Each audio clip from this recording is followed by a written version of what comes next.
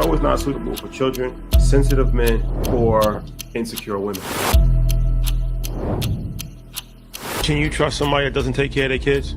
I don't trust no man on earth that does not take care of their children. What's the biggest red flag in a relationship? Low effort and not being honest. Most of the time, you would think that a bad financial mistake would be spending money on clothes or vacation or like spending money on women. My worst financial mistake was buying a home. Like a king, give me my crown. Game time. Game time. Appreciate y'all.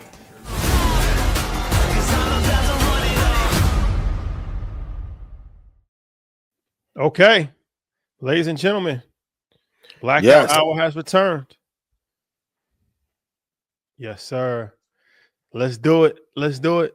We got a lot to talk about. We got a special guest that's going to be joining us in a few minutes.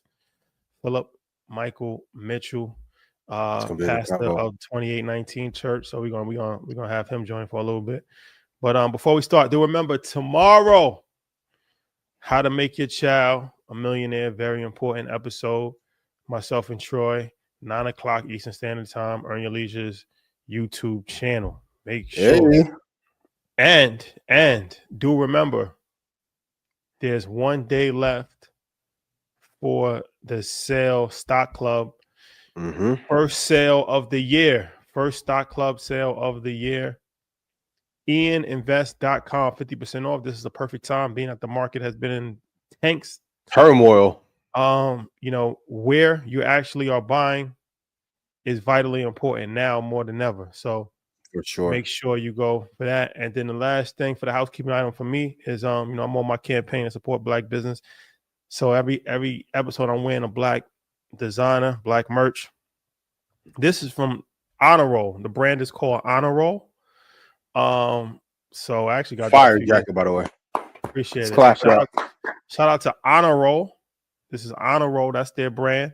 And I made a mistake last time. By accident, I said I'm a large. I'm an extra large. I'm an extra large. So if you sent merch, I'm sorry. But yeah, I'm an extra large. Extra large. Donations. Yeah, it's a fact. Resend. That's a fact. Rashad I'll see you wear it, though. That's a fact. P.O. Box 1252, White Plains, New York, 10602. Once again, sorry about that. But I'm an extra large. I'm an extra large, not a large.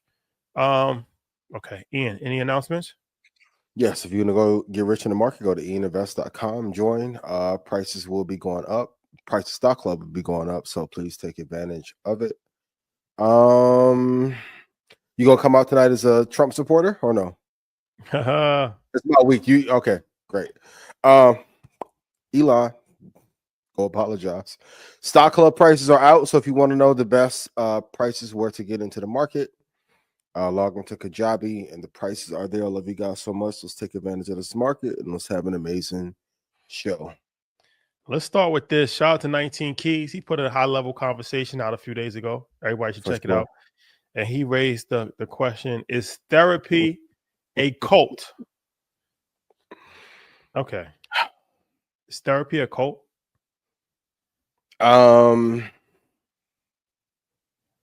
Yes and no. I said last week that I think not all therapists are created equal. So if a therapist has been able to get results for their clients or they've implemented it for themselves, therapy can be very helpful. But over the last maybe 10 years in our community, although there's been a lot of awareness raised about therapy, which I think Charlamagne has done a great job about, there's been a lot of people grifting who have not given people the correct tools to be able to make the changes that they want to make. So it being a cult, I get where Keys was going, but I think too many people escape the accountability and they put all of it on the therapist. And key point, you have to do the work before and after the sessions in order to make your life have the outcome that you want it to have. So just relying on one person to fix all of your problems is not going to work. But what do you think? I don't want to say it's a cult because I do feel like it's beneficial and it's helped a lot of people. But I guess anything can become a cult. That's like saying, is religion a cult?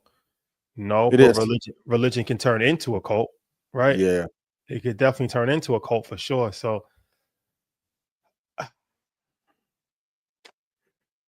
I feel y'all. No backlash needed. You don't got to jump into the fire. Hey, I encourage people to get therapy. I encourage people to get therapy. Let's just say that. Yeah. I'm encouraging people to get therapy because a lot of people need it. Indeed. For sure. Go check out the episode with 19 Keys. Amazing episode. Shout out to my guy. I appreciate you bringing it up. But yeah, a lot of people I think put too much into the 30-minute or 1 hour session and don't do the work before after. The great part about being a business owner is if you do it the right way, a lot of these sessions you have to go through prior to having your success. Because if you're not working through your traumas, you're going to self-sabotage. And you're going to have to learn how to get away with people, have disagreements, and come to a kind resolution. So I've been fortunate enough to go through a bunch of these sessions throughout my career that are now being implemented at scale in our community. So, but make sure you have a therapist that has achieved the thing that you're looking to achieve, or they have a bunch of clients they've helped get to that goal. So let's do this before we bring our guest on. There's been a lot of high profile. I won't name any names, but you know, people in the news lately about like not taking care of their children, right? Or not being in their child's lives. Okay. Is it a good enough excuse to blame the mother of your child for you not being in your child's life? No. And shout out to the fellas that are going through hell and your co-parents and relationships, but no, because it does so much damage to the child by not being present. Like we can see the difference in our sons, just level of confidence versus other kids who don't have their dad there. It affects the grades, psyche, rates of going to prison, graduation rates, like everything. So no, like I don't think it's an excuse if you guys are not getting along to not be there or be present. What do you think? You know, I'm gonna be sensitive about this because everybody's situation is different, and I understand that some trials that some fathers face are tremendous, right? Sure. And some hurdles that they face are tremendous, and they might have gone through things that I haven't personally gone through, even though I've gone through a lot, but they might have gone through some other stuff. So I don't want to be insensitive on anybody's struggle. Now, having said that, and there's always extenuating circumstances. Now, having said that, I just don't buy it, bro. Like I hear it. Yep. I hear it. Because it is a common thing that's been said for a while. Like, yo, the reason why I'm not in my child's life is because of the mother. I just don't buy that though. Because I feel like if you want to do something, you're gonna do it. And like even for my personal circumstances, I had to spend a bunch of money. I had to do like obviously like I'm in a situation where I'm fortunate enough to do that. Yeah. But I don't know, man. I feel like even like, all right, if the child moves, technically they can't even move without your permission. But if they move, then you always have the option of moving too. Like, I don't know. I just feel like if you want to make something happen, right? I don't know. I don't know what it is to have a kid and not be in my child's life and just write it off to the fact that me and the mother's not getting along. I don't know how that works. Yeah, I don't know if I won't tell my guy's business, but one of my best friends, like he's in that airport every damn week. I'm texting, we at airport going to go see my baby. You got to do what you got to do, and if you chose the person that you're gonna have a baby with, whether it was intentional or not, you still have a responsibility to the child.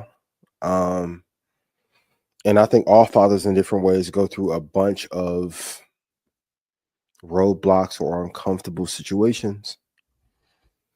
Do what's best for the kid, please. Yeah, I just can't. I can't do it. Like I cannot. I'll say this: for you bums, quit making excuses. We lit in real life and make the time to do it. Yeah, you don't have nothing going. You playing PS. I'm on 2K playground mode. Man, take your motherfucking ass to daycare and go pick up your baby. And there should never be a time where you just completely lose contact with your child altogether. That means you just wrote them off, right? I don't care what the mother has done. That's never an excuse for you not taking care of your kids or you not being in your child's life. For you not to have contact with your child for long periods of time or at all, because the mother took you to court, or the mother's playing games with child support, or the mother is trying to get custody battles, or the mother's doing this, the mother moved out of state. Nah, I just don't see that. If the kid gets abducted, kidnapped, and taken to a different country, and there's nothing you could do, and you tried everything, but 9 times out of 10, that's not happening. 9 times out of 10, you get into an argument. They making it hard for you. I'm not gonna say that. Women don't make it. They're gonna make it difficult. They can make it hard for you, but I don't know, man. Like, you got to fight for what you want in life. Like, I don't care if you got to go to the court system, if you got to show up, if you got whatever you got to do. Lawyer. It's never an excuse for a man not to be in his child's life. Yeah, and if you guys get I feel bad when we be traveling, doing shows, and I don't see Xander for 4 or 5 days. Like, I don't know how people go 3 and 6 months without seeing their kid, but if there are any fathers that are going through it and you aren't able to see your child, you gotta go lawyer up. Every state has rights, of course, so you have to fight for your rights. If you're going through that scenario, but yes, no excuse. And listen, I know it's tough. And it's a lot of patience you have to exercise, but in the end, it's going to be worth it for your child and for your own peace of mind, knowing that you did the right thing. Yeah, you got to want to parent as much as you did the pleasure of the night that you made the baby. I keep it clean because we got the pastor coming on. Like, you got to be a hell of a dude to have a kid in the world and not show up at all. Like, you gotta you're a psychopath. You actually might be a psycho. And y'all got mad when we first did Blackout First. I told you, if you don't take care of your kid, I, as a man, do not trust you. You kill me. If you don't care about your own child, it means you don't care enough about you. Therefore, you won't care about me. I am afraid to be around you. I'm good. And we are lit in real life worldwide. I'll leave fucking New York and fly right to his basketball game. And some of y'all be 9 blocks away and don't make time to see your kid. Why? And most kids just want to hang out for an hour or two. And let's be real, like, most dads aren't like, you're not doing like school curriculum with them every day. Make the time, yo. But if you're bum or deadbeat dad, don't message me about nothing. I don't want to hear it. Don't write in the comments. Nothing. Go take care of yours. That's a fact. All right. So, having said that, does Trump want to cause a recession on purpose?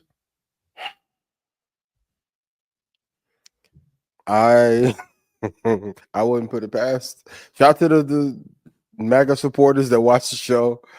But if he were to create a chaotic scenario to then be savior while the bond market, because we have so much debt we have to refinance, and the only way to push up the economy is through quantitative easing.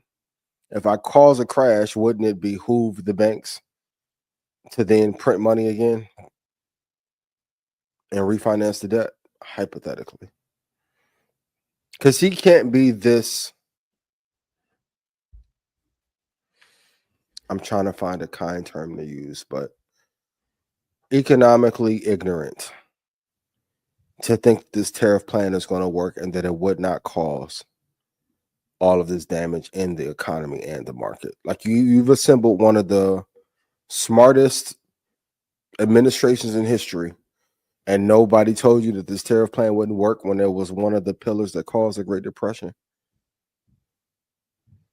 But what if you have just a bunch of yes men around you that are scared to tell you no, and you're not fully educated on everything that you are trying to accomplish. Because most presidents have people that they rely on, right? But yeah, go ahead. I think he kind of just does what he wants to do. Yeah. And surrounds himself with people that are similar in his thought process. I agree, but I would say David Sachs isn't that.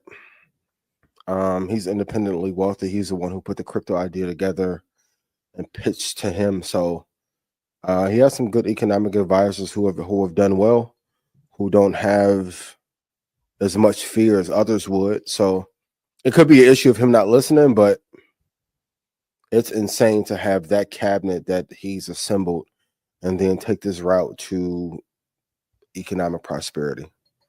He said we were going to be doing so well. We're going to be tired of winning. I've never had so much money where I was like, I'm tired of getting wired money.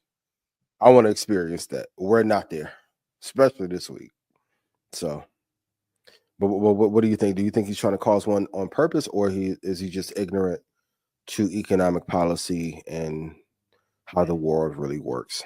I think he's stubborn, and he's one of the people that's going to forge through no matter what until he finds a way. It's like we see this in investing all the time, right? Somebody does their research, they study stocks, they study the market, they study the charts, and they say, okay, this is the stock that I'm going with, right? Because I've done my research and I figured it out and and then it dropped.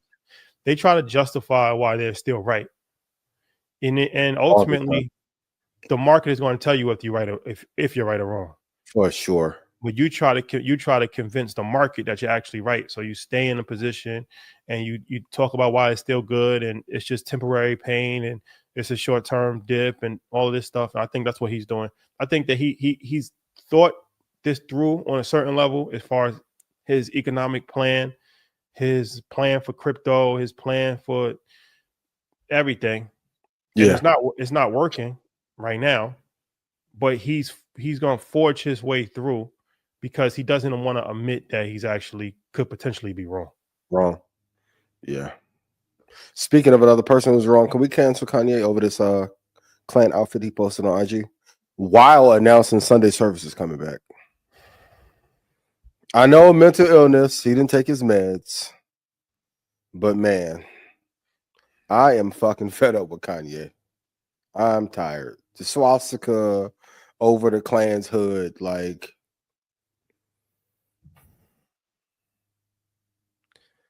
It's an unfortunate situation, but I think Kanye has reached a point where when you do stuff like that and it doesn't even make headline news, it lets you know that the shock value has gone away.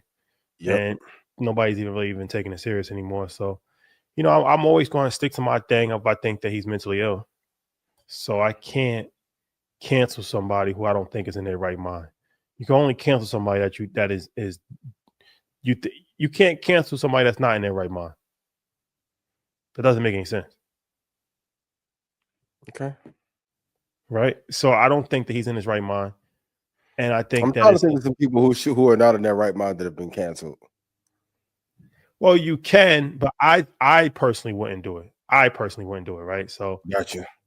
We pray for that brother, man. But it's unfortunate and it's very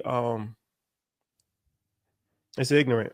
It's an ignorant thing. There's no way that you can justify a Klan's hoodie. Like, it's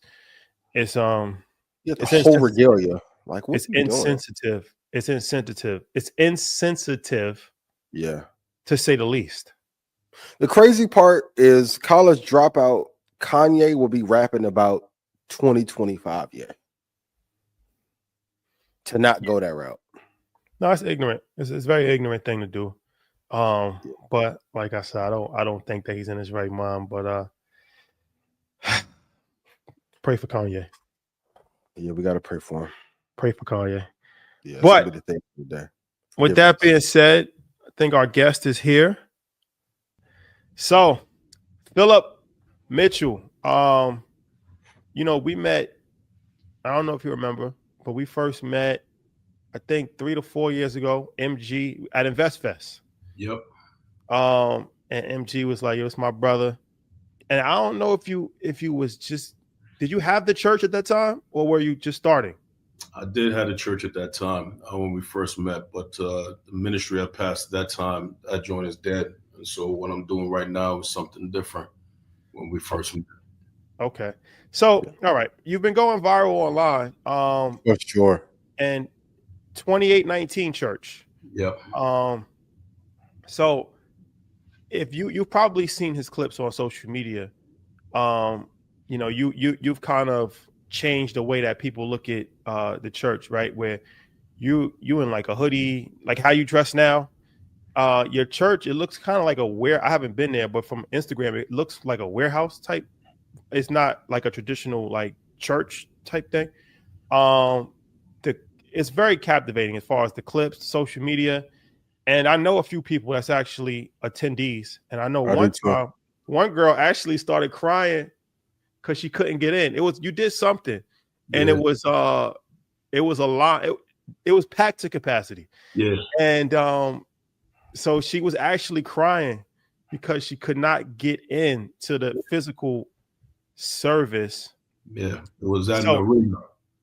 Yeah. So, all right. So first and foremost, thank you for joining us. Appreciate it. Yo, thank y'all for having me, bro. Appreciate it, man. So, okay, you're actually the first person of religion that we've ever spoken to, right? We try. They always say stay away from politics and religion. We haven't done a good job staying away from politics, but we stayed away from religion, not intentionally, but you know, it's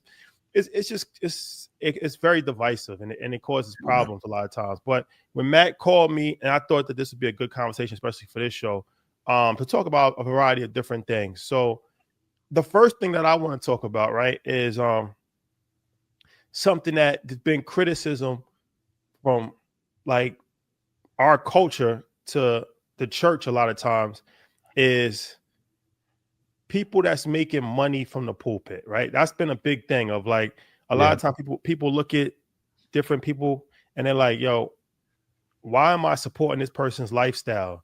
Why does this person have a private jet? Why does this person, and then the people in their church is actually struggling?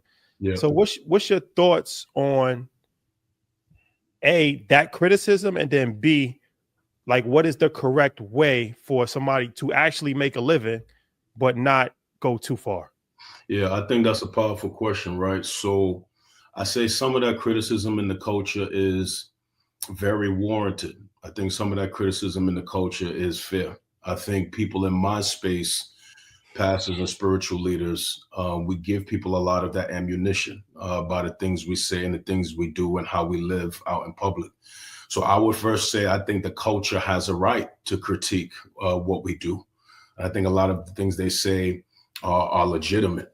And I think the way to avoid that is to have like an understanding that there are a lot of people who think that pastors should be poor and should be broke. They don't understand what it takes to have a family, run a ministry, run an organization. It's very, very difficult. It's very taxing. In fact, that's why thousands of pastors quit the ministry every year. And there's pastors who commit suicide every year because it is a very, very difficult thing to lead a church, especially if it's a developing church or developing organization. So I think there has to be a camp of people to understand that we don't want pastors to be broke to the point they can't pay their bills. If the pastor's frustrated that he can't pay his bills, man, it's going to be hard for him to focus on preaching and leading the people. So I think we have to address that camp. And then there's another camp that think that pastors shouldn't live too opulent. And I agree with them too. I think we should know how to be humble servants. So I think the balance is not being a pastor that flaunts your wealth. If God has blessed you with wealth, if you've written books, if you have businesses on the side, if for whatever reason God has blessed a pastor with wealth, I think that pastor does himself a good service by not flaunting that in front of the people. So being mindful about their dress, being mindful about the things they post on social media. We don't need to see you on your jet on social media. If you have that, praise God. We don't need to see you hopping out of luxury cars every single week. If you have that, praise God. So I think it's a matter of how we steward our personal image and how we steward our personal finances. So long story short, yes, I think some of that criticism is valid. And I think we pastors have to do a good job of how we steward our image in front of the people. Can you tell us a little bit about the origin of what made you want to be a pastor and some things you've done to help grow your audience? Because I mean, I have friends that go to your church. I have a bunch of friends that watch online. But can you tell us like that origin story of when it clicked for when you wanted to be a servant of God and lead people? Yeah, definitely. So I'm from Queens. Was raised in Queens and Hollis. I'm really from the hood. I'm just a street dude, to be honest, bro. You know, I'll keep it 100. I'm just a dude from the street. And I had no desire to be a pastor, bro. No desire to be a pastor, no desire to be in ministry, no desire for anything relating to clergy. So that wasn't my heart. I wanted to be an attorney. I like to talk. I like to argue. I thought that would be a good space for me to be in, right? But at age 24, I was very suicidal around that time. And I had like what you would call street success, luxury car, dope apartment, dope girlfriend. I had money, but was very empty on the inside. It was like I'm laying down in bed at night, but I'm feeling very empty. I had no hope for tomorrow. So it was in a season when I was suicidal and failed at a suicidal attempt.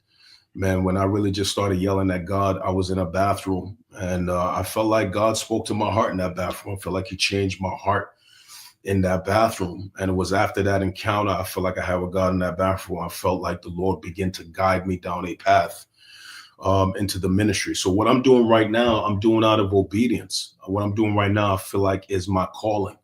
For me, ministry is not glory, right? So I'm not doing this to be famous. I'm not doing this to get to a bag. I'm not doing this for a platform. I'm not doing this for a large Instagram following. For me, I'm doing this out of obedience. So the highs and the lows, the good and the bad, the joys and the sorrow, all of it for me is a matter of obedience. I'm doing this because I feel like this is what I was called to do, but this is not what I chose for myself. That makes sense, Ian? What made you suicidal, if you don't mind? Like if you said like you had success on a street level, yeah. why were you in that depression, or why were you, what was wrong in the situation if you were actually, had that success on the, what you were doing? Yeah, that's a powerful question, bro. To be honest, man, I think for me it was like a lack of fulfillment, right? So it's kind of like I have all the things on the outside a man would want. I mean, I have a girl, she's half black, half Asian. She's dope. I mean, she ends up being my wife. I'm driving a Q45. I got money in the bank. You know what I'm saying? I'm connected in the city I was living in. I was living in a small city called Durham, North Carolina at the time. I'm connected in the streets. We ran 2 clubs. You know what I'm saying? I run with an army of dudes from New York. And so, you know what I'm saying? Even though I had all the trappings of like Success. success on the inside, I felt very unfulfilled. I felt very empty. I can't place the source of where that emptiness was coming from. I just knew that I was very unfulfilled and very empty and searching for something to fill that emptiness. The car wasn't doing that. The girlfriend wasn't doing that. The money wasn't doing that. The clubs wasn't doing that. You know what I'm saying? I slept on pillows of weed. So the weed wasn't doing that. It just seemed like no matter what I tried, it betrayed me. Everything I thought would make me happy betrayed me. And so I found myself just being very, very unfulfilled and searching. And it was during that season when I was searching, man, is when I cried out and I felt like God met me in that season. Were you raised in the, like, do you have a religious background as a kid? Like, what made you go to, like, did you have that in the back of your head? Like, my grandmother used to talk about this to me, I just got away from it, or you just completely just found it new? Yeah, that's a dope question. So my parents are immigrants from Trinidad, right? And so I was the first person in my family born in the US. My parents were Christians. They were believers. And so I would hear them, praying. I would see them reading the Bible.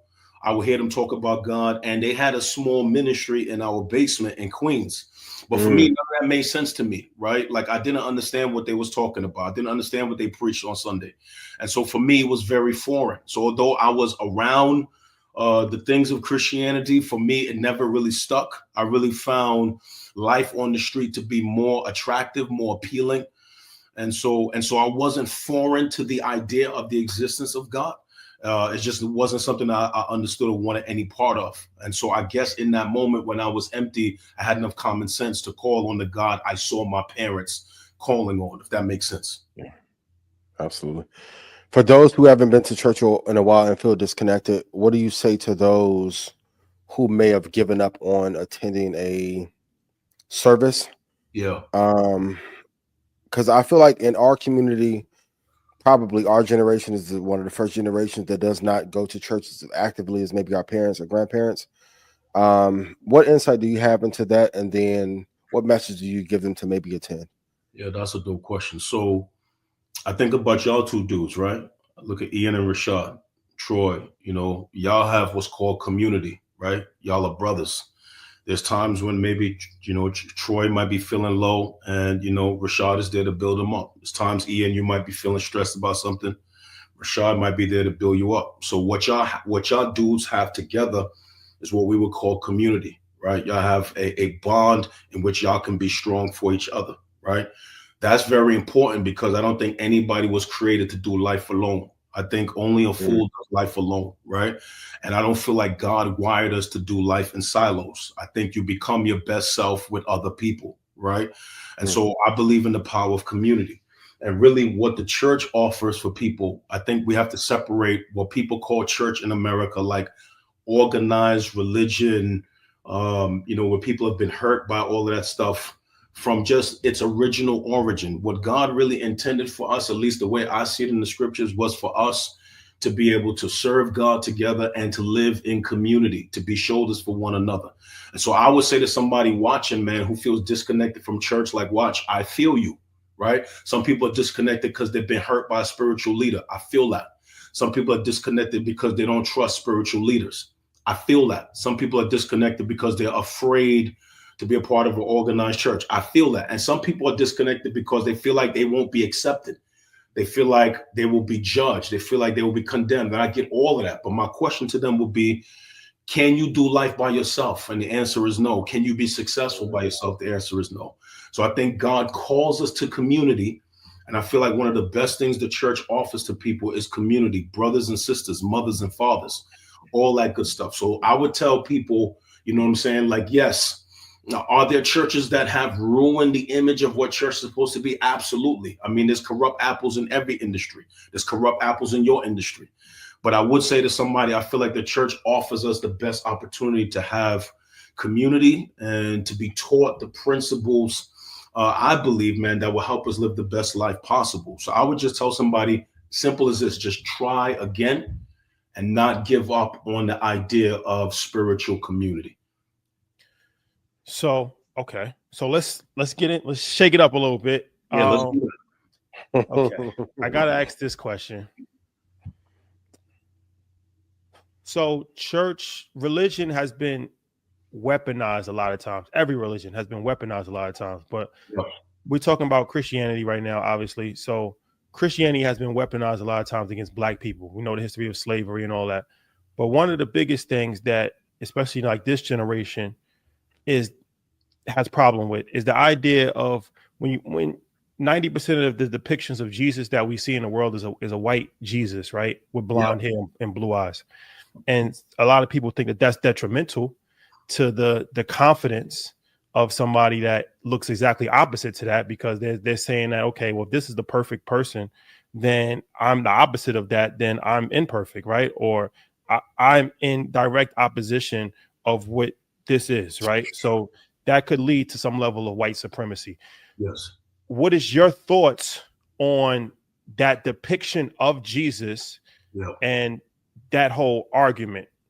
Yeah, that's a powerful question, bro. So first, I want to establish that Jesus was a historical figure, right? He was a historical person who lived in history, just like Muhammad is a historical figure, just like Joseph Smith is a historical figure.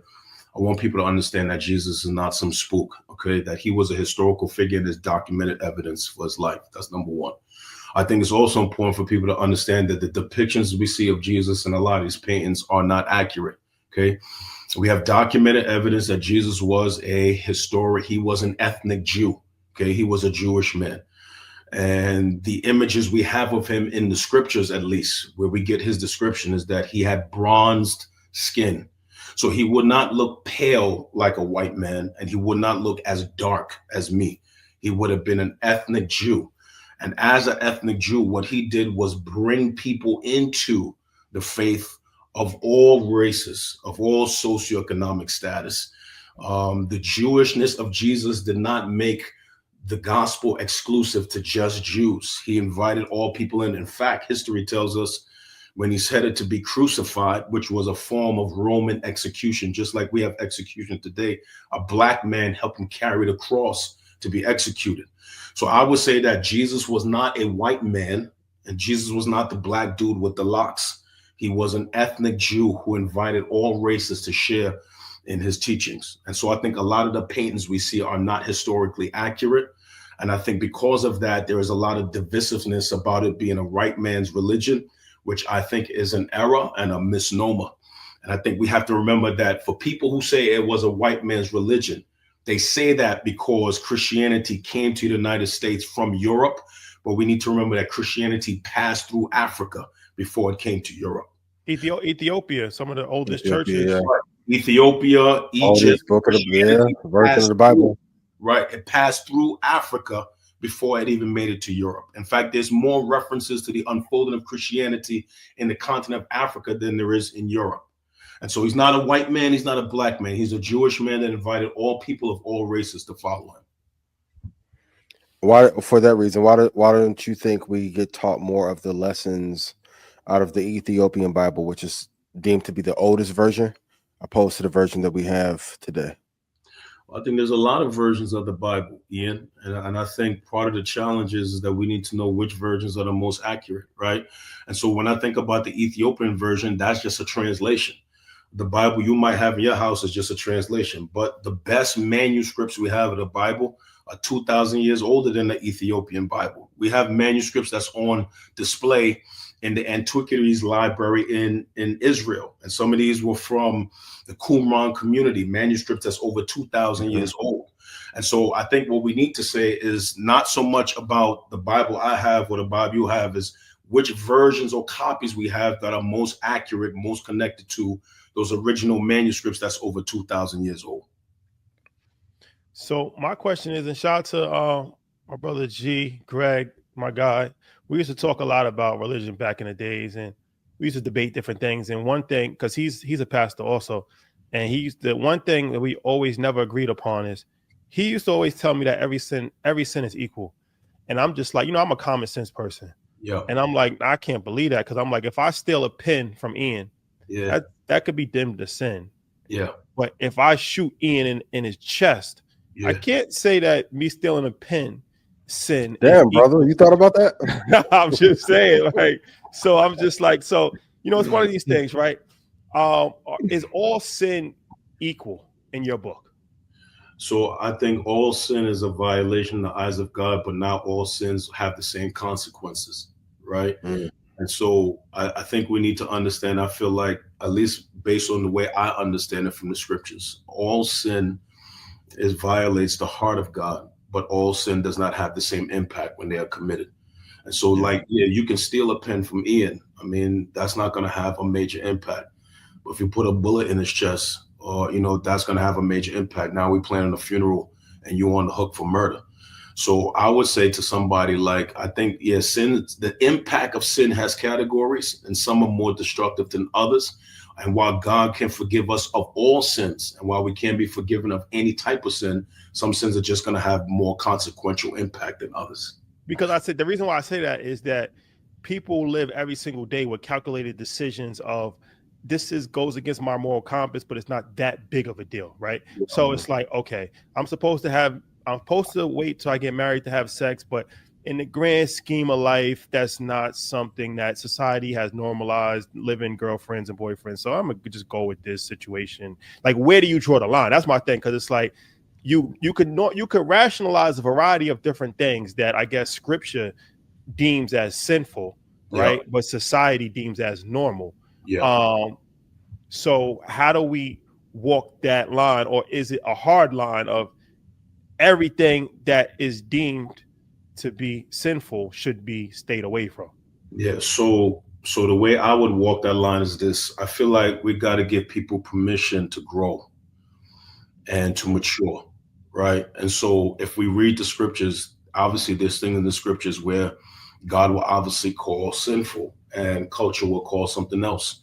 I feel like if a person in culture places their faith in the Lord Jesus and they're going to follow the teachings of Scripture, then that person would then begin a journey of living a life that becomes more palatable to what they see in the Scripture.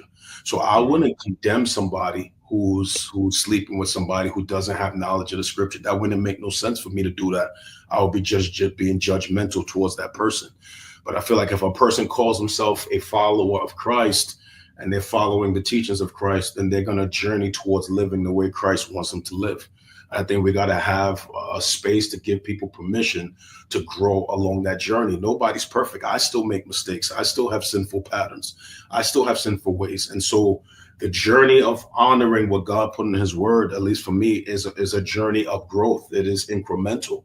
And so I think we got to allow people to make that journey. And as far as culture and Christianity, there's always going to be a difference. There's always going to be a clash. You know, there's never going to be a day where culture probably fully accepts and affirms everything that's in the Bible. That's probably not going to happen. And so, and I wouldn't expect culture to do that, right? Right. So what I'm saying, Rashad, I would not expect somebody in culture to follow all the teachings of the Bible. I wouldn't expect them to do that. But I would expect people in my church who call themselves Christians to follow the teachings of the Bible. So if I met somebody in culture who did not believe the way I believe, I wouldn't condemn them for following what they believe. I wouldn't do that. But if I meet somebody in my church who calls himself a Christian, a follower of Jesus, I would expect them to be growing in the teachings of Jesus. But the culture and Christianity, they're never gonna coexist. They're never going to. Culture is never going to believe everything the Bible says. People are always going to do what they want to do. So I think we got to be careful to not take the teachings of the scriptures and slap that down on the culture. No, the teachings of the scriptures are for the followers of Christ. And that's why we got to be careful about just beating everybody over the head with the Bible. I wouldn't do that. I would not sit in a room with unbelievers and expect them to believe what I believe and follow what I follow. I wouldn't do that. I would rather just lovingly engage them in a conversation. And if they choose to put their faith in Christ, and then I would disciple them into being a better follower of Christ. Does that make sense? So I think even believers got to do a good job of not trying to take our teachings and just put that on the culture. I think we have to engage culture with the message of Christ. And if people choose to follow him because of that message, then we engage those people with the teachings of Christ and the laws of Christ and so forth and so forth. Does that make sense what I'm saying? Yep. No. Absolutely. Yep. Makes sense. But even for me, I remember a time where Christianity was more interwoven into culture. Yep. Do you think it was a mistake to have prayers removed out of school and certain religious leanings, or do you think the country's better off without having a moral compass given the kind of leadership that we've had the last 10 years in office? So let me ask you a question. When they removed God from schools back in the 1970s, I believe, statistics show from the time they removed God from schools, prayer from schools, 10 Commandments from schools, that the public has been on a decline in morality and marriage and relationships and how we treat one another and education. You can track the data that shows from the time we did that, the culture kind of was spiraling down in the toilet bowl. So if that data is accurate, would one say it was a good idea to remove that from school? I would say it was probably a bad idea. Unless one likes the culture we have better now than the culture we had before they removed that from school. Let me ask you this, because you alluded to it, the last question, and this is my problem with people that's like really ultra religious, right? Of any religion. Most of the time, the people that's really very, very religious people, they're the ones that's the most like judgmental. They always judge people, and they stay within their own sect. And that turns people off from religion also, right? Because it's like if you're in a religion and you post to teach people, right, and have patience and have compassion and have love, like it's a direct opposite when you see the highest level of the people that's actually supposed to have achieved holiness, and they are dismissive, they're rude, they're seclusion within themselves. And that happens, like I said, pretty much any religion. I've noticed that, right? Where there's a certain level of hardcore, kind of, you can call them extremists or whatever. Super devout, and yeah. Those people are like the most people that you want to stay away from. What's your thoughts on that? Yo, y'all are some smart dudes, bro. You know, y'all are some highly intelligent dudes. I like talking to y'all. That's a very powerful question, bro. Yo, bro, can I tell you something? Do you know when Jesus was alive on the earth, his biggest enemies were not people in the world or people who didn't believe Christianity. Jesus' biggest enemies when he was alive were the people that were the most religious. The people who were the moral elite of the day, camps like Pharisees, Sadducees, the chief priests, elders of Israel. His biggest enemies, bro, were the hyper-religious people. In fact, Jesus was accused of being a drunkard, and he was accused of hanging out too much with sinners, hanging out with people that didn't believe. He's hanging out with prostitutes and sinners. He's in the homes of sinners. If Jesus was alive today, they will be blowing him up and blasting him on social media because he was not judgmental and he was not hyper-religious. In fact, there's a scripture in the Bible that teaches us not to be over-religious or to be over-righteous. I think people who behave that way, they make other people nauseous by what they believe. And so I think that if we follow the model of Christ, at least for me as a Christian, if I'm following the model of Christ, then I'm doing my best not to be judgmental. I am doing my best not to be overly critical of others. I'm doing my best to have civil conversations with people that don't believe what I believe. I'm doing my best to love all people. And I'm doing my best to not only spend my time with people who believe what I believe. So like, for example, there was a time, like, I don't know when this was, like, it was me who I was spending time with. It was MG, DJ Envy, and myself. And we was at a real estate event and we was all hanging out together. And somebody took a picture of Envy and I having a conversation off to the side, right? So that picture got posted. I posted that picture on my IG of Envy and I off to the side. I shouted Envy out on the post. And then you have all these people come up on the post saying, like, why is a man of God hanging out with DJ Envy and all this other stuff? Now, if Envy saw that, how's that going to make him feel about believers? Like, man, y'all tearing me down in this post. That's going to turn him off from wanting to be around Christians, right? But Jesus would not have came up in the comments and blasted me for spending time with Envy, because Jesus is hanging out with sinners himself. He's hanging out with people who don't believe what he believes. He's hanging out with people who society would say a man of God should not spend time with people like that. And the people who had the most problem with him doing that was the hyper-religious people of the day. So if I'm following after the model of Christ, then I'm doing my best to engage people who don't believe what I believe. Spend time with people who don't believe what I believe. Share a meal with people who don't believe what I believe, and not judge and condemn people who don't believe what I believe. I think you have extremism in Christianity, just like you have extremism in every religion, that gives that particular faith a bad name in the culture. Does that make sense what I'm saying? No, absolutely. I got it. What's your favorite verse in the Bible? What's your favorite book in the Bible? And can you tell us why? Oh, yeah. So my favorite verse in the Bible is Proverbs 3, verses 5-6. Trust in the Lord with all your heart and lean not on your own understanding. In all of your ways, acknowledge me, and I will direct your path. That is my favorite verse in the Bible because it comes out of the book in the Bible that is known for wisdom. Yeah, and that is my favorite verse in the Bible because it takes the pressure off of me having to figure everything out. It's kind of like, I think y'all dudes live in New York. I think, well, Rashad, I think you live in New York, right? So I'm from New York. I'm in Houston.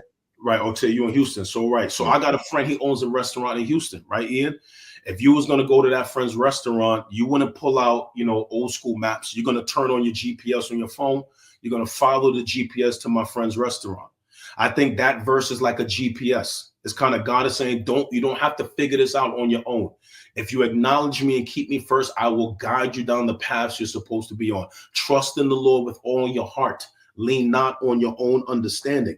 In all of your ways, if you just acknowledge me, I will direct your path. So that verse for me is like a GPS of my heart. I'm not the smartest dude in the world. I don't know what's coming in my future. So that verse to me is a lot because it's the first verse I felt like God talked to me, and it's the verse for me. It's a life verse that helps guide my path. So that's my favorite verse, okay, in the Bible. That's right. In terms of my favorite book, I don't know if I necessarily have a favorite book in the Bible. I just know I have that favorite verse. I love all of the scriptures, but I probably love the New Testament more than the Old Testament. But that is my favorite verse in the Bible. Are Christians supposed to be eating pork?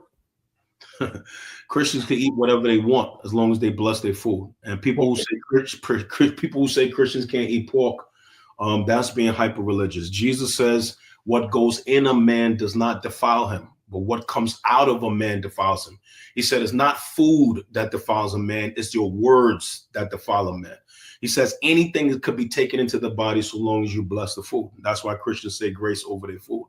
So Christians will eat pork, they could drink wine, they could eat whatever they want so long as they bless their food. It's not what goes in that defiles. Jesus said is what comes out that defiles. Let me ask you another question that is some level of criticism is tithing. That's been a big thing. And you know, churches, I was talking to a pastor a few years ago, and he was like, you know, the black church is the biggest business in the black community as far as like the real estate, the amount of money that's made. Like, and I never thought about it like that, but I'm like, yeah, I mean, you go to any neighborhood, you're going to see multiple churches. You're going to see more churches than banks, right? Yeah. Yep. So there's money that's being generated. Yep. Okay. We understand that you have to, if it takes money to run a building, right? It takes money to have lights, to pay the mortgage, to pay the rent. Like, that's understandable. But there is a certain thing where it's like, after a while, where's the money going, right? Like, when is it enough to build a building, and now we're going to have a grocery store, and now we're going to have a farm, and now we're going to have real industry? Because if this is the biggest business in the black community, to me, there's opportunities. Like the Mormon church. Yeah. For instance, we talked about the Mormon church before on Market Monday. The Mormon church is a $1 billion industry, and they have an investment fund that Ian, maybe you know, but it's like $100 billion in their investment fund, and they lend it out, venture capital. They got a real organization. And the Catholic Church is like owns more real estate than anybody in the world. So they've turned these religious entities into business organizations. I don't think we've done that with the black church. So what's your thoughts on that? You said it's impossible? No, I say, is it possible? Oh, is it possible? Yeah, is it possible? And what's your thoughts for people that critique tithing and they like, I'm not giving money to the church because it's not going to help anybody? Yeah, so that's a loaded question, right? So we'll talk tithing, we'll talk black church in terms of assets, and then we'll talk about people who don't want to give money to the church, right? And so tithing, right? So tithing was a system in the Old Testament. Let me go back, right? Historically speaking, the original people who followed God were Jewish people, and they were enslaved for over 400 years, just like black people spent hundreds of years in slavery. When the Jews came out of slavery, they were living in an agricultural society, right? And so they were farmers, sharecroppers, right? God gave them a command. And he said to them, when you harvest your crops, your whole field, leave a corner untouched. You take the entire field, but leave that corner untouched.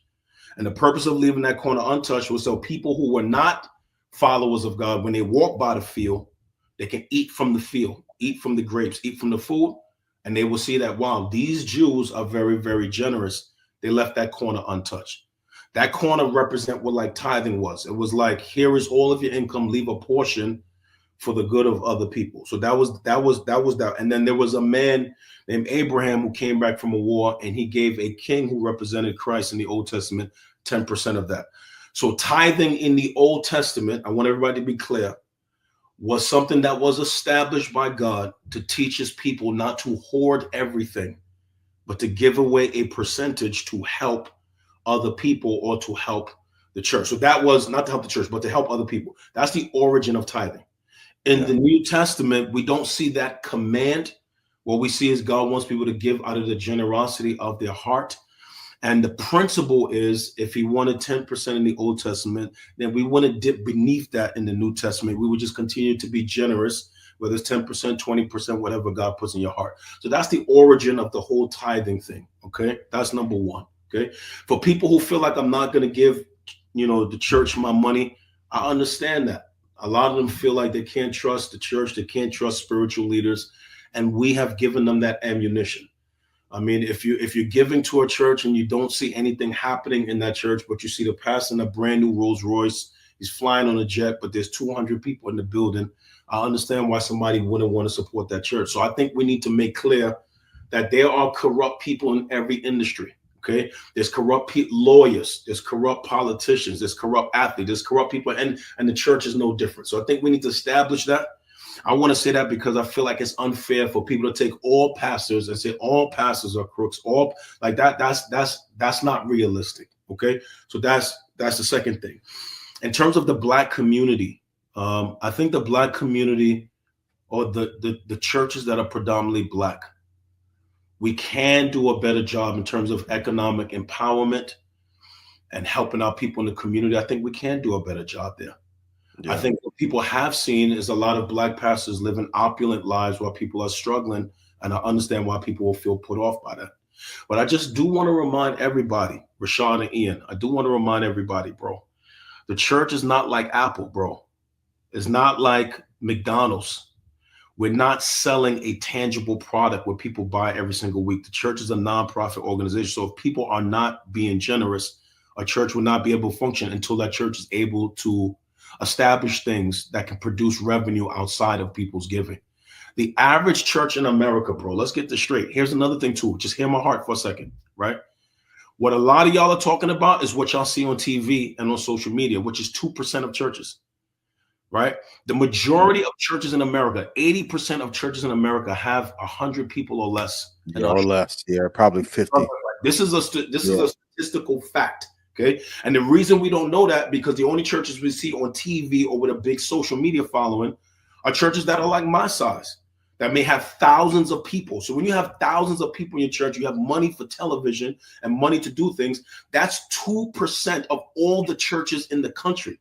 And what a lot of people in culture do, they tag the church with all of these stigmas based off the 2% of churches they see in the country. Bro, 85 to 90% of all churches in the country have 100 people or less. The pastor's probably working a job and trying to lead a congregation. And the church does not have millions of dollars. So the majority of the church is really middle class to lower class. That's the majority of churches in America. It's only a small percentage of the church have 7-figure, 8-figure, 10-figure budgets. That's a small percentage.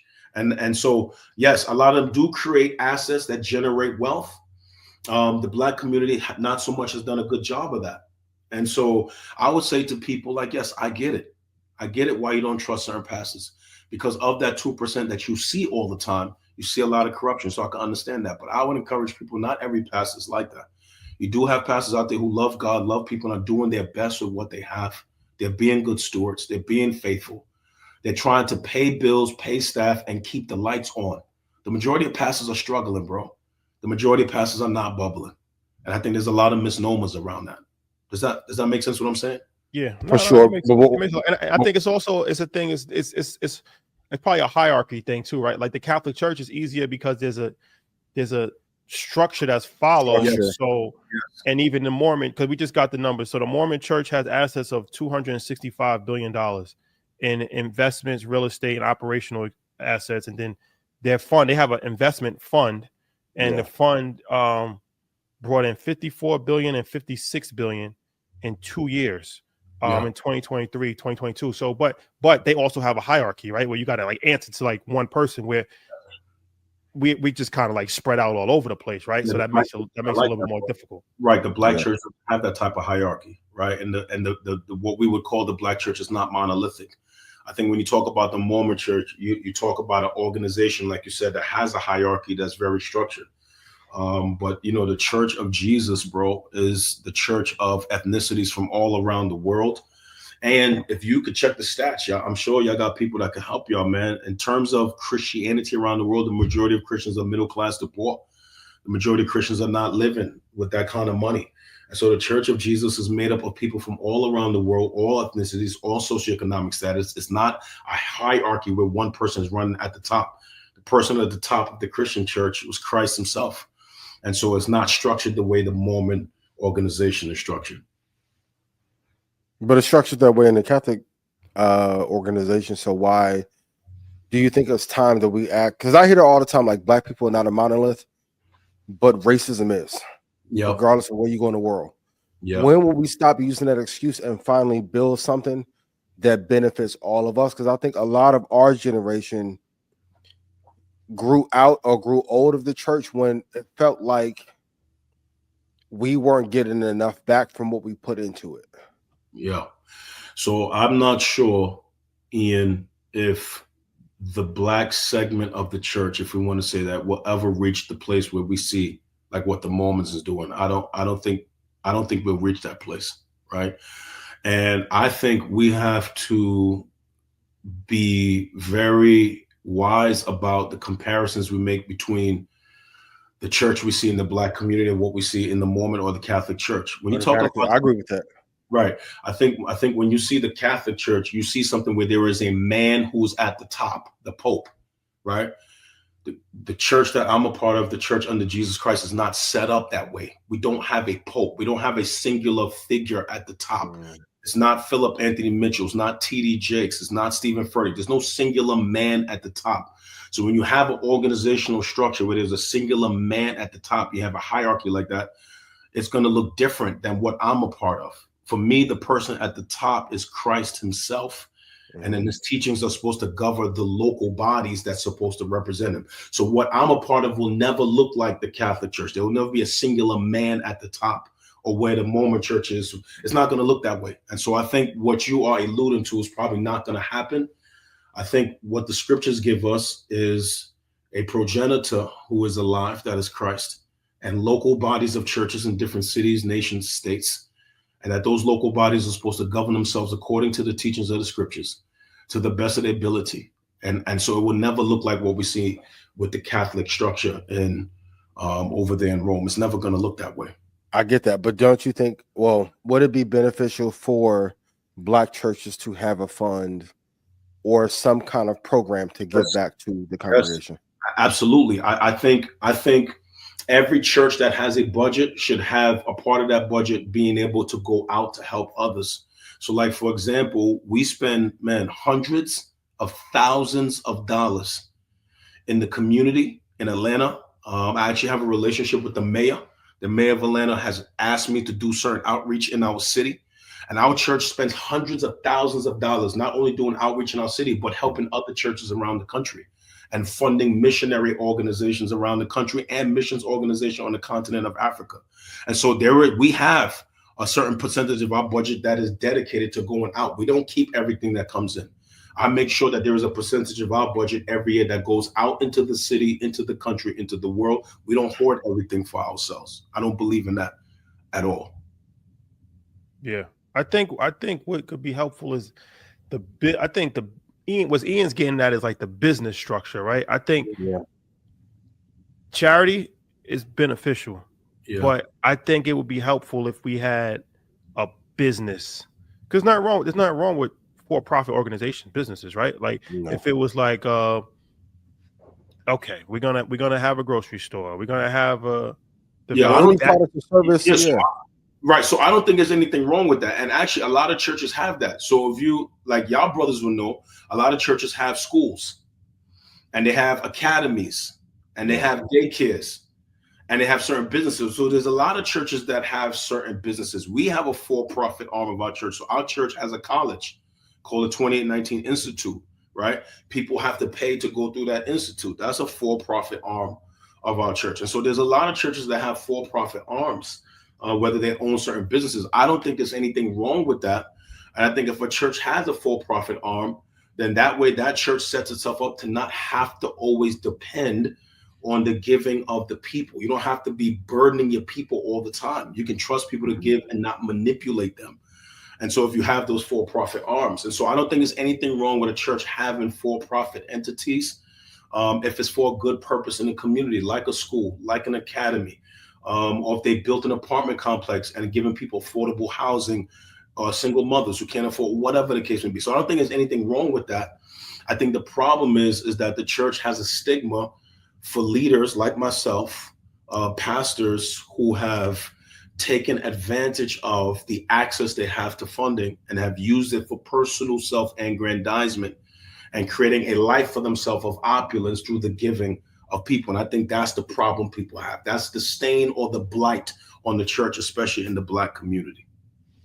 I want to thank you for your time, brother, can you tell them any last departing words, and then also, you know, how to find your church, all that information. And then what does 2819 stand for before you leave? Because I'm curious to know what that means. Yeah, so 28:19, we pull that from a verse of scripture in the Bible, Matthew 28:19, in which Jesus gave his final instruction to all of his followers. All authority in heaven and earth has been given to me, therefore go and make disciples. That is, it is a commandment to make followers of Jesus Christ. So it's just really a verse of scripture, bro.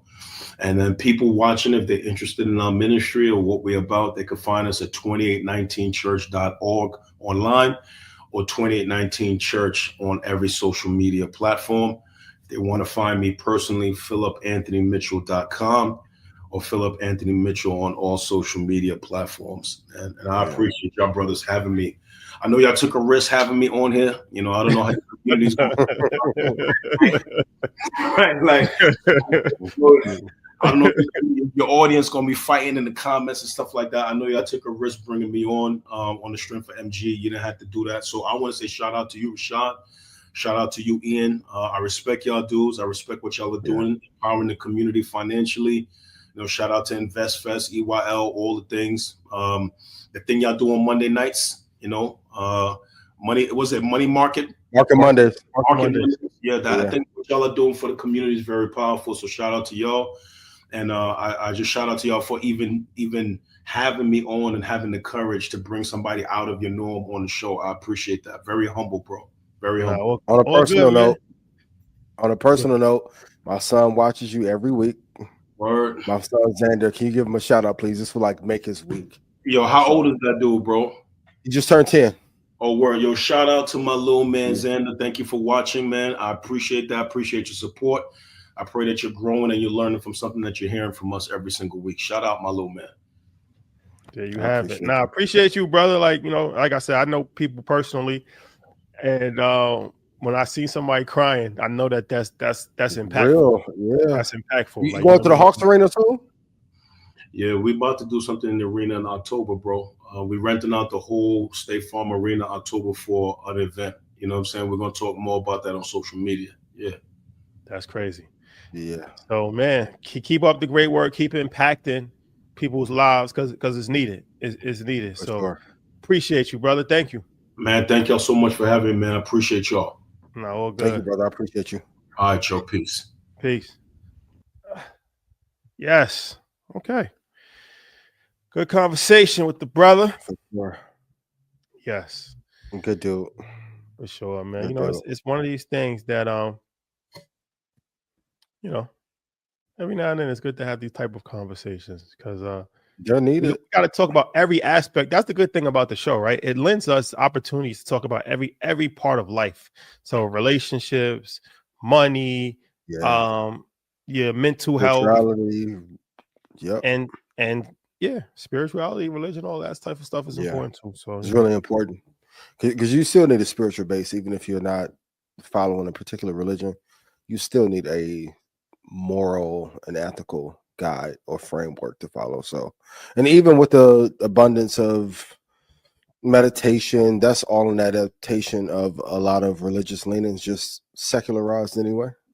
So, yeah, it's a good conversation. Yeah. Okay. All right. So, okay. Now back to the mess. Back to the nonsense. So, did China create that virus a few years ago to depopularize the world as allegedly conspiracy theory? Is that something that should be taken serious, or is that like one of these crazy conspiracy theories?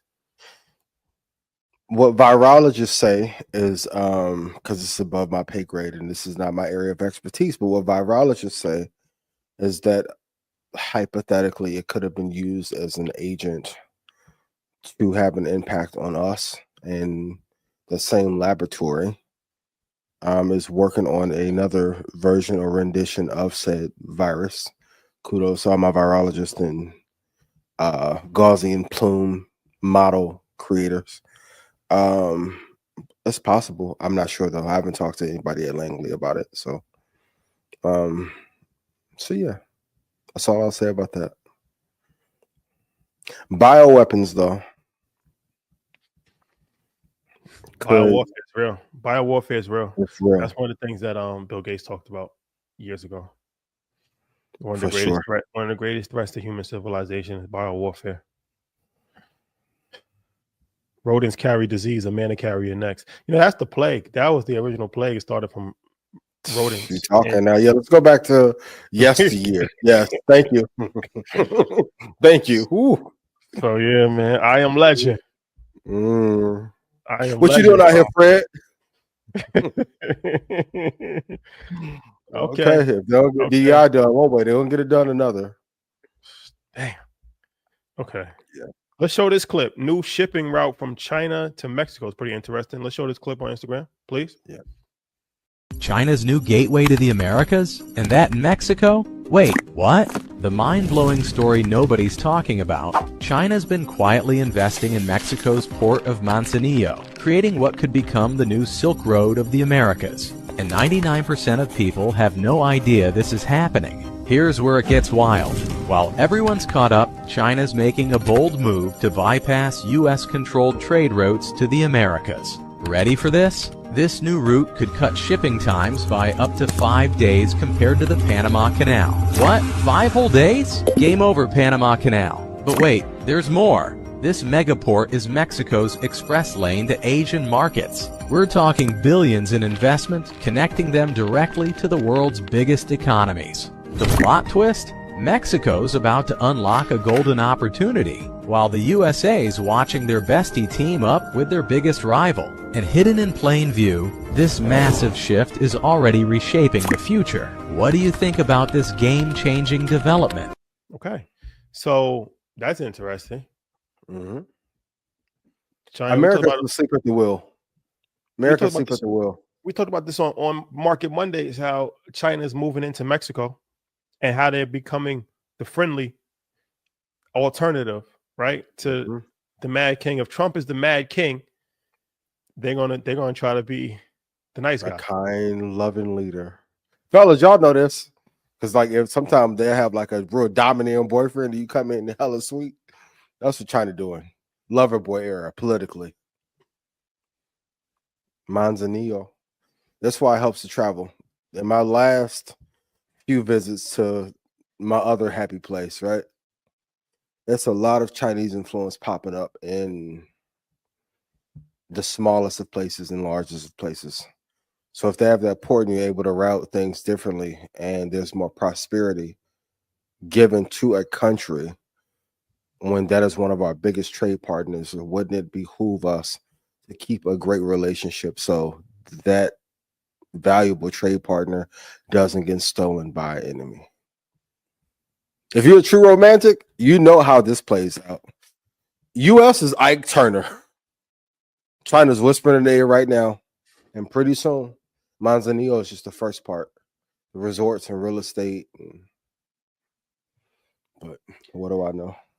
You know, it's one of these things that China, they really got to be studied on a certain level, because their global imperialism game is kind of has never been done before, where usually it's the old play where people colonize places that they go. Yep. China is sending delegations everywhere in the world, right? From simultaneously, from Jamaica to Ghana to Mexico to every place in the world. And they're setting up legit business operations, working with the government. You could say that is shady, but hey, it's legal. And they're staying within their own sect. They got their whole community. Like, they're keeping their culture, they're keeping their language. They're not trying to assimilate. There's not assimilating and at all. Spreading their culture to other parts of other countries. That's a fact. Much as y'all love to. Go ahead. When I was in Ghana, I saw the dude. He was a foreman. He must have been a foreman. He was there was construction going on. All Guyanese workers, but the boss was a Chinese guy, and he had the Chinese hat on. And that was ill to me, because I'm like, damn, like, he keeping his culture. Like, he got the Chinese hat on in Ghana, giving instructions to the Ghanaians to actually get the work done.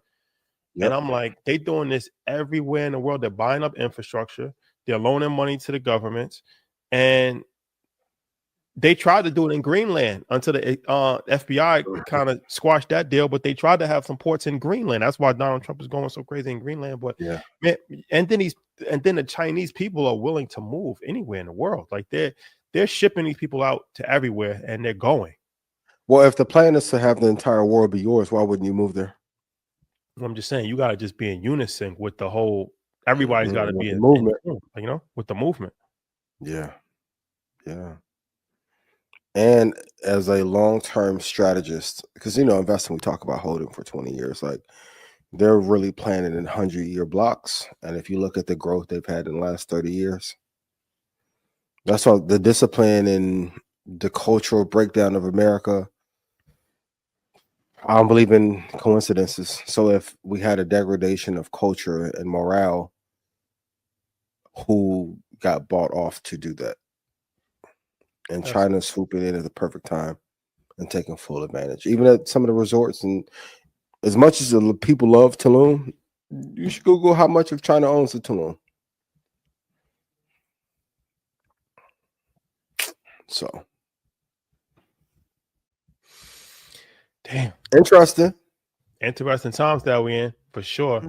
We was in Carnegie Hall. Robert Smith asked us if we had a personal AI agent.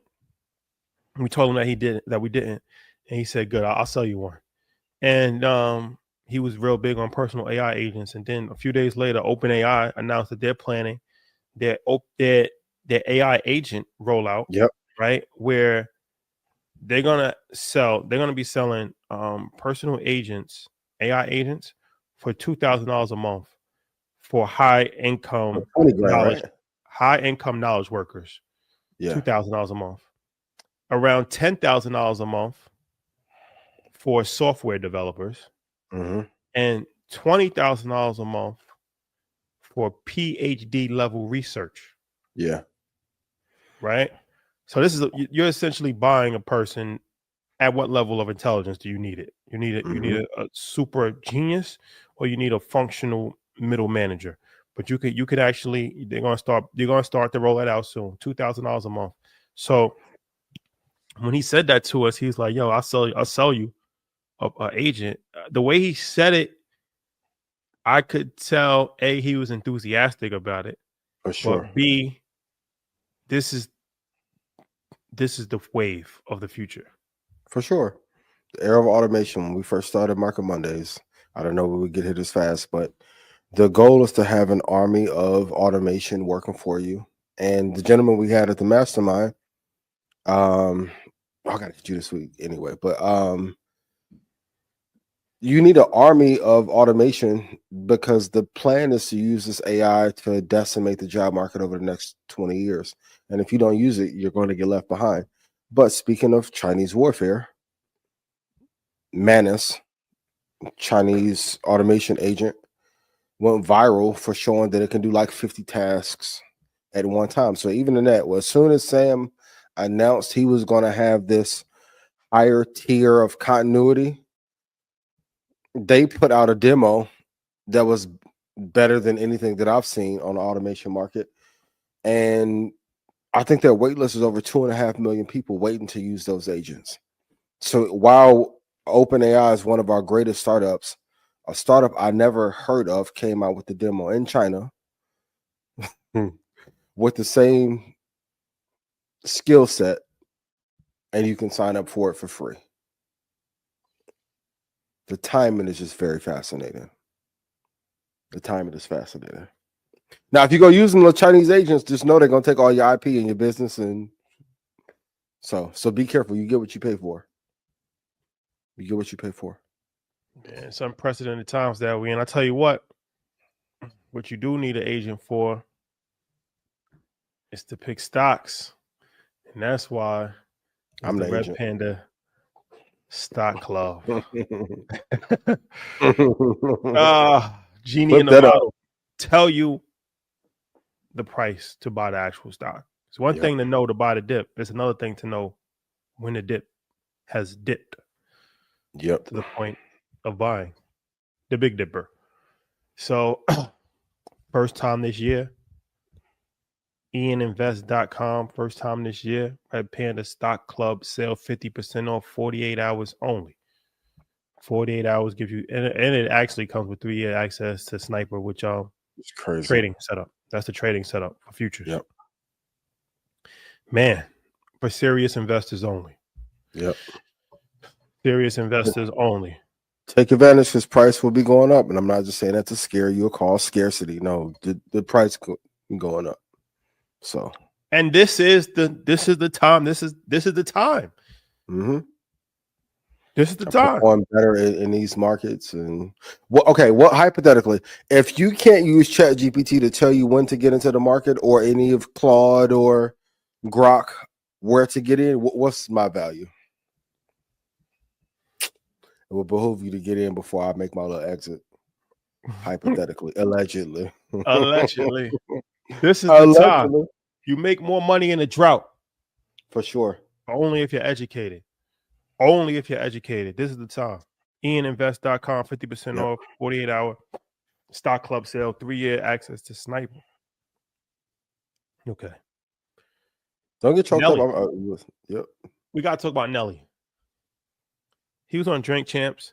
Okay. And he said something that was a little controversial. He said his daughter is always going to have a bedroom in his house, no matter what happens. His son is going to have the couch.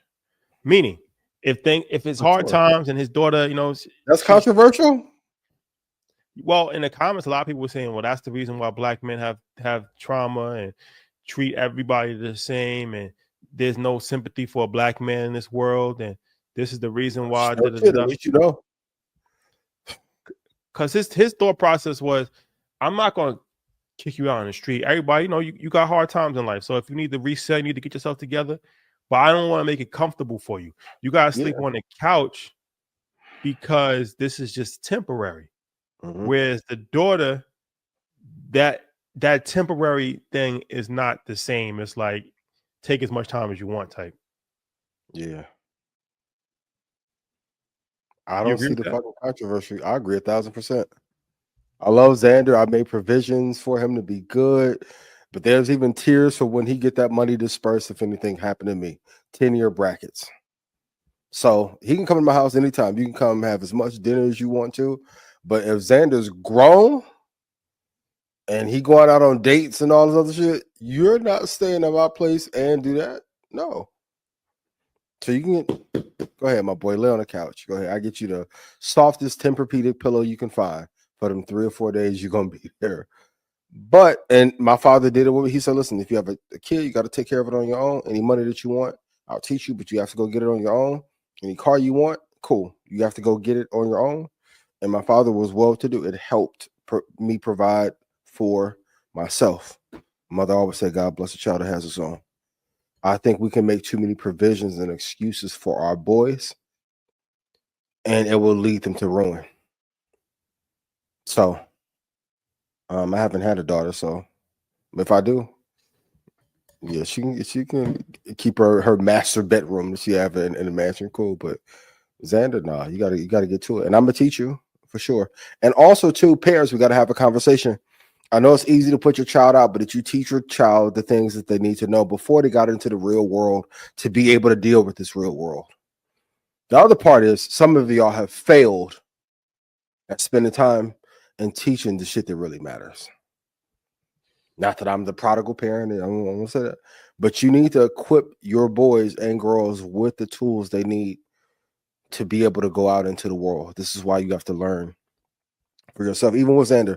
So when you come in, hey, get right to the pages. Learn something new. What did you learn in school? Let's talk about it. It doesn't have to be long, 10, 15 minutes, but you can't expect a kid at 19 or 20, or even when parents are like, well, my child doesn't know what they want to do when they graduate. I'm like, but you have to steer them along the way. We can't wait until a junior year to decide what career path they're going to take, because people in other cultures are making that decision at 10, 12, 13, 14, 15. So we got to be mindful of that. But now she got a permanent room in the mansion or no?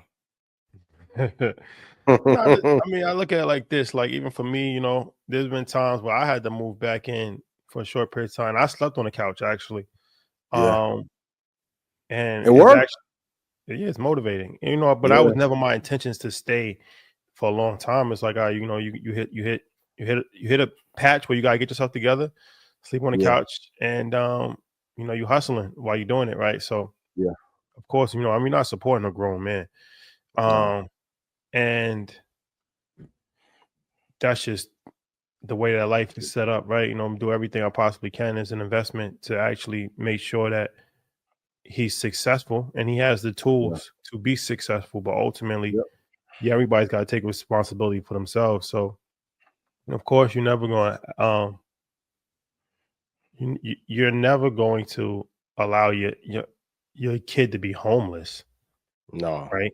You're going to set them up as far as, you know, as much as you possibly can. But you also have some level of discomfort. That's what I think Nelly was saying. I'm not going to let him just be homeless, but I'm going to provide some level of discomfort for him, because if he got a room and he's getting meals and he has cable and he has flat screen TV, then what's the real incentive? Maid service, laundry, dry cleaner. You won't want to leave. What's the real incentive to actually do any better? Like, you know what I'm saying? Like, you got to make it uncomfortable for the person on a certain level so they can have some level of incentive to go out in the world and actually, you know, do something productive with their life. Yeah.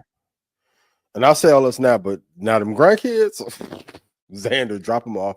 They can stay as long as they want to, forever. 12 bedrooms, drop the bikes in the house. What? No, but even grandkids, like, I feel like we ain't supporting no grown men. That's important, because that could be taken advantage of too. Oh, for sure. They take advantage of their grandparents. If they can't take advantage of their parents, they'll take advantage of their grandparents. For sure. It's never acceptable to take advantage of somebody. Like, if you need help, that's one thing. There's a thin line between help and taking advantage of somebody. Yeah. And I don't have a daughter, so I don't know. But I mean, on a certain level, you gotta say, like, even a woman, like, you gotta figure something out here. If you don't got a family, you're not married, then what's your career? Yeah, you got to be doing something. Yeah. We're not just supporting any adult that's doing nothing with their life. Yeah. I don't care if you're a woman, a man. You have to figure something out. You got to figure something out. You're getting thrown out the bush at some point. That's funny. To my little grandbabies in the future, if y'all watching this in the future, get your ass a job. You come stay at grandpa's house. You 13 bedrooms, pick from. Go ahead. You gotta go work every day. Automate something at some point. Speaking of Nelly, what do you think of his ex doing that interview saying that she broke up with him so they can have space to maybe come back together later and rekindle? Boomerang effect. If you love something, let it go. If it comes back, it was meant to be. If not, then it wasn't. Sure. Shanti came. Australian boomerang, boy. Sometimes you can let some shit go and somebody else gonna grab it. Be smart. Be smart. Be intelligent. Be intelligent. Y'all be playing them games and somebody else be. Okay. But stupid games, stupid prizes. That's a fact. So that's a fact. Speaking of stupid games, Stephen A., you lucky you didn't get your whole face slapped when LeBron James. I'm gonna say this, and Black History Month just ended, so I want no black on black violence. But man, you are crazy to ever speak on somebody's child. I don't care if he's in the league. I don't. When you get the question of somebody parenting and you're a parent, my boy, mistake. But what do you think of the LeBron and Stephen A. debacle that happened at the Lakers game? You know, we got relationships on both sides of that fence. Shout out to Stephen A. Did Invest Fest for us last year. You know, we interviewed him.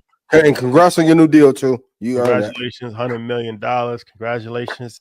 You earned that. Bron, I don't have a direct relationship with Bron himself, but of course, you know, Maverick, that's family. Rich Paul, you know, those guys always looked out. You know, they've been solid brothers, solid A1. Yeah. I'll say this: you don't have to comment. There's a thin line between critique and personal attacks. Yeah. I think that's like if it's your job to have some Yep. level of critique, then that's fine. But when it spills over to personal attacks or perceived personal attacks, you have to deal with those consequences that come with it, right? And I feel like a lot of the sports guys, not just him, a lot of them teeter on that line of personal attacks, right? And this you've seen this happen with even with Cameron and LaMelo. Like people are sensitive, right? And it's like nobody wants to feel like you are trying to embarrass them or you trying to take a personal attack at them, right? And this has been going on for years. But when you're talking about somebody's kid, I think that's when it's a new, because you got to realize too, it's uncharted territory. That's the part that nobody's really talking about.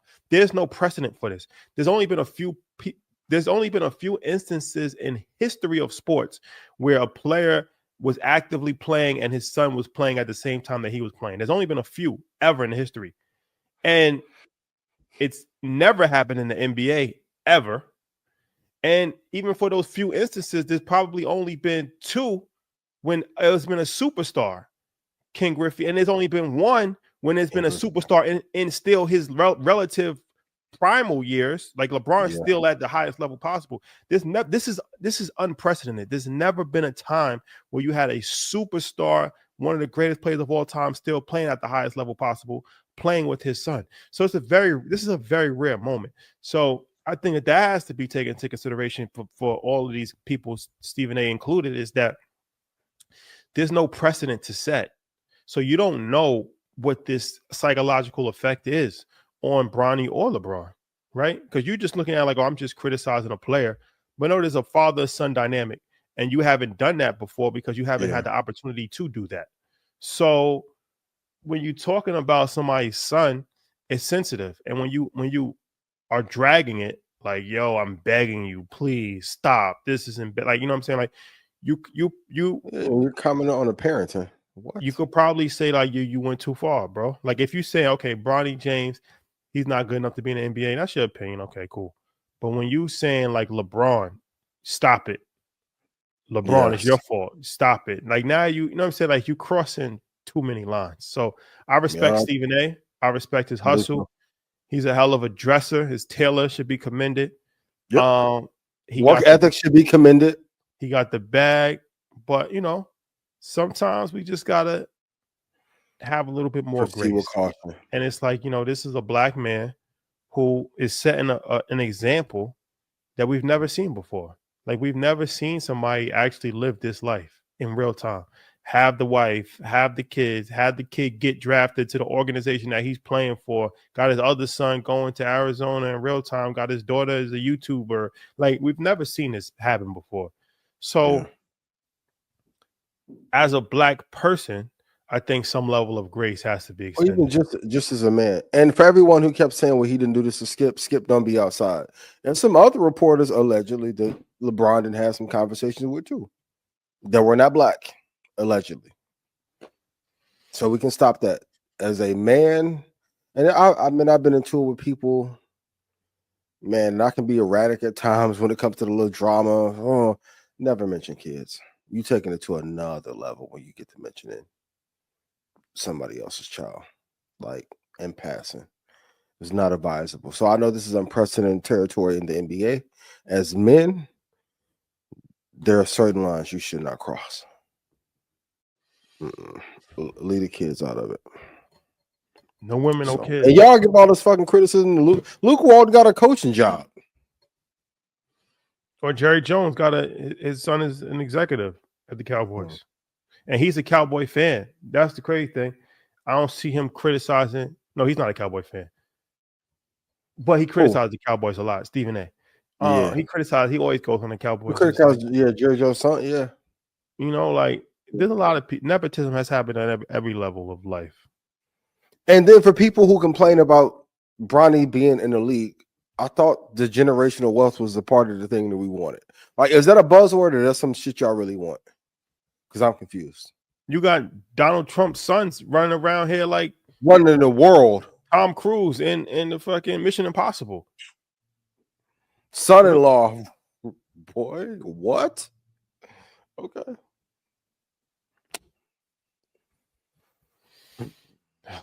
Be mindful. Yeah. Okay. Leave people kids out of it, y'all. Please. All right. Okay. Yeah. Tomorrow, 9:00 Eastern Standard Time. How to make your kid a millionaire. Speaking of kids. Great segue. Vitally important. Great segue. Okay. You got a glasses deal? Huh? You got a glasses deal? Not This yet. week you've been on fire. Not yet. If you got some fire glasses, I'll take them. Send them to the P.O. box. Send me something too. Send it to that same P.O. box for sure. So fact. 2-for-1 brand deal. 2 pair. That's a fact. All right. Don't forget ianinvest.com, 50% off, 48-hour sale. Oh, you can wait so I can quadruple this price. I can't wait to hit the edit button. Up to you. Either way. The drought is coming. I'll be here. So much going on. You deserve to be rich. Get your copy. Physical, audio. There's a lot going on in the world. Anything else you want to? It's a lot. Anything else you want to? We can wake it up. Anything else we need to discuss? Not at this time. Maybe next week. Same blackout time, same blackout channel. That's a Tune fact. in next week. That's a fact. You never know. But if there's any guests you guys want us to have on, can you put them in the comments, please? You never know what to expect from Blackout. For sure. Variety show. The ultimate variety show. Yes. All right, y'all. It's been real. Love is love.